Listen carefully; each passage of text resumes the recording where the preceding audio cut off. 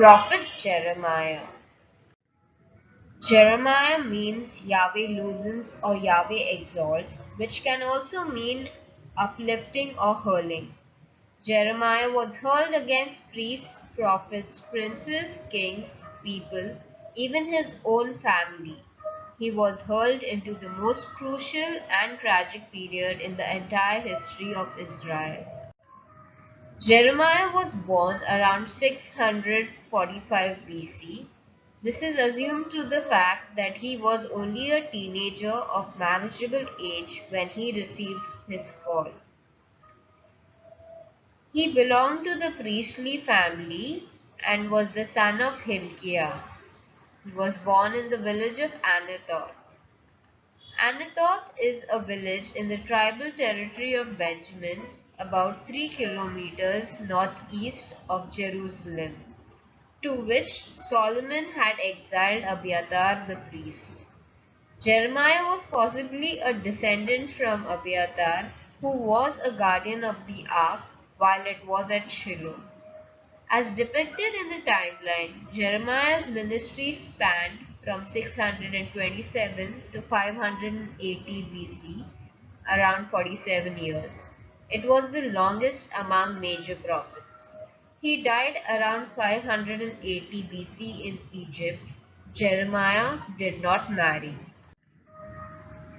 King Josiah reigned from 640 to 609 BC. Jehoiakim was the son of Josiah, who became the king of Judah after the Egyptians deposed his brother, Jehoahaz, in 609 BC. The Egyptians established Jehoiakim as their vassal in 605 BC. His original name Eliakim was changed by Pharaoh as a sign of vassalage. He reigned from 609 to 598 BC, as described in chapters 7 to 20. According to the second book of Kings, Zedekiah reigned for 11 years from 598 to 587 BC, which is covered from chapter 21 onwards, after which Jerusalem was destroyed. Zedekiah became king in 597 BC by the will of Nebuchadnezzar, who changed his original name, which was Mathaniah. The major political powers that invaded Israel were Assyrians and Babylonians. The Babylonians dominated the political scene in the Near East with succession of Nebuchadnezzar to the throne in 605 BC. As you can see in this map, Assyria conquered Israel and took its inhabitants into exile. Later, Babylon conquered Israel and Judah. They took people from Judah in exile too. There were four major invasions of Judah and Jerusalem between 609 and 587 BC. First, the Egyptians rose to power with the decline of the Assyrian Empire and made Judah a vassal state after the death of Josiah at the Battle of Megiddo in 609 BC. Then, in 605 BC, the Babylonians invaded Judah and King Jehoiakim became a Babylonian vassal king. Third, the Babylonians invaded Judah when Jehoiakim rebelled in 598 BC. They carried the king and thousands of citizens into exile. Fourth, when King Zedekiah of Judah rebelled against the Babylonians and formed an alliance with Egypt, the armies of Babylon destroyed Jerusalem in 587 BC and took the remaining population into exile. Jeremiah's call and vocation is specified in the first chapter itself. He was appointed as a prophet before his birth. The word dedicated suggests that God set Jeremiah apart for divine service as a prophet. Jeremiah's resistance and God's appointment by putting words in Jeremiah's mouth are similar to the calling of other prophets like Moses, Isaiah, Ezekiel, and Daniel. The dialogue shows how intimate are the relations between Yahweh and his prophet. Jeremiah is the sole prophet who revealed the inner struggle that such a mission caused him. The inherent persecution to follow this mission is strongly stressed. In Jeremiah's mission, we can see a foreshadowing of the mission of Jesus Christ. Like Jesus, Jeremiah is sent by God to preach repentance and the warning of divine judgment. Like Jesus, he is also rejected by his own people, but God is with him. The visions Jeremiah saw of the almond tree blooming and the boiling kettle were symbols used by God to describe Jeremiah's call and judgment. Because the almond tree begins to bloom in late winter in Palestine, it is called the watcher for the coming of spring. The almond tree wakes up first after winter. Similarly, God watches over his people and the fulfillment of the prophetic word. He also watches over their destiny. In a threatening sense, God will carry out his judgment upon Israel. The boiling kettle, tilted away from the north, is a symbol of an invasion from the north. As a result of the idolatrous practices of Judah, God will punish it with a sweeping invasion from the north that will lay waste the entire country. Chapters 2 to 6 include Jeremiah's preaching under Josiah. Chapters 2 and 3 address mainly to Israel and Jacob, that is the northern kingdom, and contains a series of accusations for its past infidelities, which are occasions for a call to repentance. The first oracle denounces Israel's religious abandonment. Their main fault was that they favored pagan cults due to heathen alliances. Idolatry was the central charge against Israel. Jeremiah portrays Israel as a wife of the Lord, faithful only in the beginning when she walked behind him, and later turning unfaithful through adultery by observing idolatry. The image of broken cisterns is used to define the futility of the foreign alliances. The scarcity of water in Palestine prompted the digging of underground cisterns to collect the winter rains. Water collected in cisterns from the rains had to be carried in jars from distant places. It became hot and stagnant and often polluted. Such cisterns often cracked and precious liquids seeped away. God is the fountain of living water. To turn away from the fountain of living water is to experience the progressive breakdown of belief and meaning of life. Egypt and Assyria were the competing foreign powers favored by rival parties with Judah, within Judah. The desire for such foreign alliances is a further desertion of the Lord, the source of living waters, in favor of the above named powers, symbolized by the waters of the Nile and the Euphrates rivers. The rebellion of the people is compared to various things in the second chapter. Firstly, different animals like the oxen who break their yoke and burst their bonds and assert that they will not serve. It also symbols depicted through a young camel straying away from the herd, perhaps in heat, or a wild ass in heat. The term in heat is referred to sexual intercourse. The other imageries of rebellion are a harlot who follows many people and different gods, or a vineyard that was planted with choice vines but produced only wild grapes.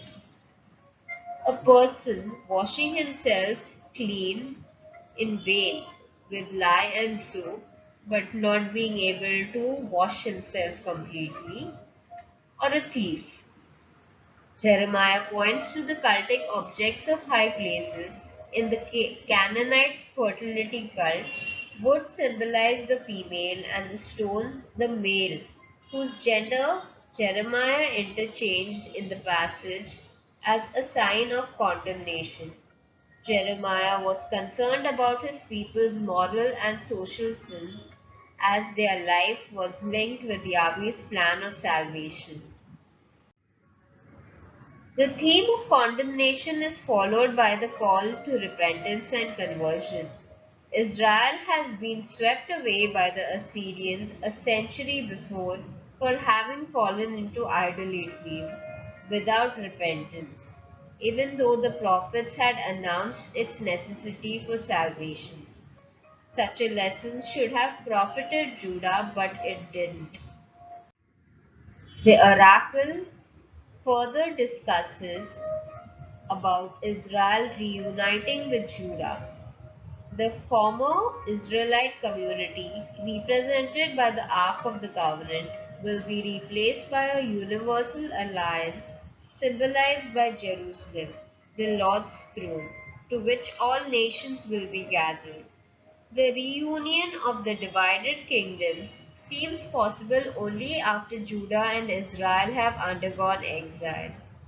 Yahweh will achieve the return if only Israel consents by penance and confession of her basic creed that Yahweh is her only God. This acknowledgement meant a renewal of the covenant. So, by this, it shows that unless you repent, unless you go through hardships, you will not have that desire to repent. And that's why Israel would learn to relate to God more dearly only after it underwent exile. The next oracle is addressed exclusively to Jerusalem and Judah, which are strongly condemned. There is no chance of salvation since the invasion is already at hand. The destruction caused by the invasion from the north is described in terms of a decreation event. Creation, decreation, and renewed creation are in the flow of salvation history. This is described in Genesis chapter 1 of the creation story. Decreation is in the flood judgment. Renewed creation also happens after the flood judgment in Noah's time. Decreation of Israel, then the spiritual recreation of the people who return to the promised land, decreation in the final judgment, a new heaven and earth. These are symbols of the creation, decreation, and renewed creation in salvation history that has happened. Judah must be punished for her sins. This is realized by a swift invasion, which is elaborately described. The town of Dan was at the source of Jordan, on the north border of the promised land. As the invasion was coming from north, it would have been the first town to suffer. The prophet gives the reasons for such a disaster, the evil of the people. In chapter 2, this evil was exclusively religious, that is, idolatry. Now the stress is on morals, both social and personal, which has corrupted the people's heart with sins like atheism, stubbornness, sexual immorality, pride, arrogance, exploitation of the poor, sin of injustice, deceit, oppression, and robbery, satisfaction with the deceit of the ruling class and spiritual leaders. The heart is a key word in scripture to describe the total human person. It is the center of emotions, feelings, moods, and passions. It is the center of human intellectual activity. It thinks and reflects, understands, provides wisdom to rule justly and wisely. It is the center of the conscience and the center of willing and deciding. Through the heart, one meets God's word, and thus it is located where conversion takes place. Therefore, it summed up the total human personality. Because of their sins, Yahweh lists six consequences of their judgment. A foreign nation will conquer Judah and Jerusalem. These people will eat the fruits of their harvest, will take the people's sons and daughters, will take their possessions of flocks and herds, will destroy all the vineyards and fruit trees, and will destroy the fortified towns and kill the inhabitants. In chapter 6, Yahweh commands Jeremiah to pour out his wrath upon a people who will not hear and will not listen because of their lack of repentance. Jeremiah gives a vivid description of the advancing Babylonian army as in chapter 4. The prophet's work is compared to the work of shepherding his people and is like that of a metallurgist. God appoints Jeremiah to be a tester of his people. The passage uses the metaphor of the refining of silver. The silver was extracted from lead ore, but the process in ancient times was inexact, so that sometimes all that was left was a scummy mess to be thrown out. As silver cannot be extracted from the slag, so is the new Israel through Jeremiah's efforts. Therefore, she will be rejected.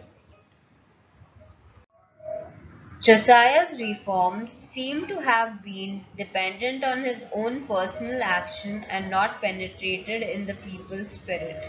In the first year of Jehoiakim's reign, in 609 BC, Jeremiah exposed the unrenewed idolatry, hypocritical worship, social injustice, and corrupt leadership that was still rampant in the land. The sermon was an attack on the supposition that Yahweh could be pacified by any worship or ritual sacrifice. For Jews of Jeremiah's time, the temple was a symbol of automatic guarantee of divine protection.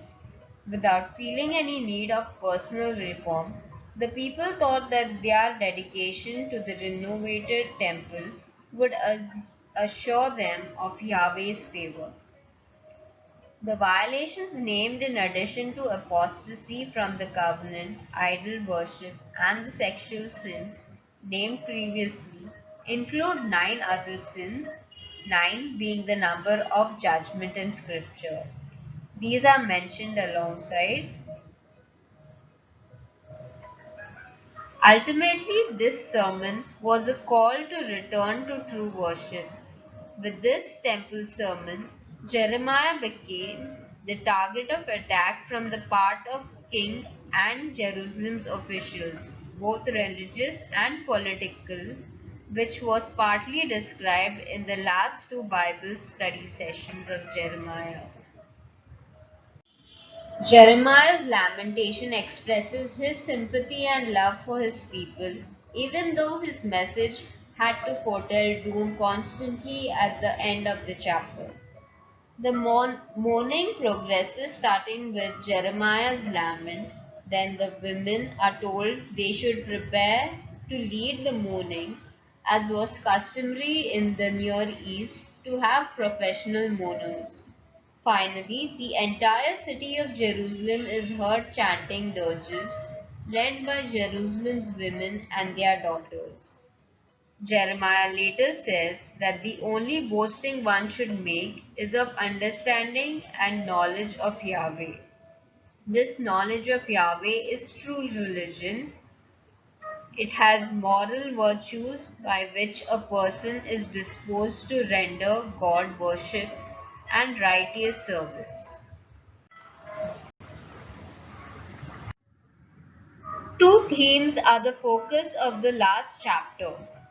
First, the nothingness of false gods, who are compared to scarecrows who cannot see or hear and have to be carried to the place they are kept. Then, the uniqueness of Yahweh the Creator, who has created everything in the universe. The oracle ends with Jeremiah's prayer. God judges nations because they do not acknowledge Yahweh. They harm His covenant people. They are wicked. They believe they control their destiny in their excessive pride, and they worship pagan gods. Jeremiah received his call to be a prophet at a very young age, and as stated in chapter 1, before he was formed in his mother's womb, just like Jesus, who was the Son of God even before his human birth. He was compelled to preach against the evil practices that began in the name of temple reforms during King Josiah's time and worsened over the decades. The leaders, priests, and prophets promoted falsehood influenced by the heathen cultures around them. Yet Jeremiah persevered in his prophetic ministry. The human heart is corrupt. Time and again, Jeremiah prophesied about the corruption that existed among the people of Israel and Judah. Is it similar to the current situation where media, gadgets, and self gratification have taken precedence to the gospel values of love for God and our neighbor? This season of Advent, have we started preparing to welcome Jesus not just in our well decorated houses, but a renewed heart of love? May we spend a few moments reflecting the promptings of the Holy Spirit to take one small step towards bringing Jesus to others.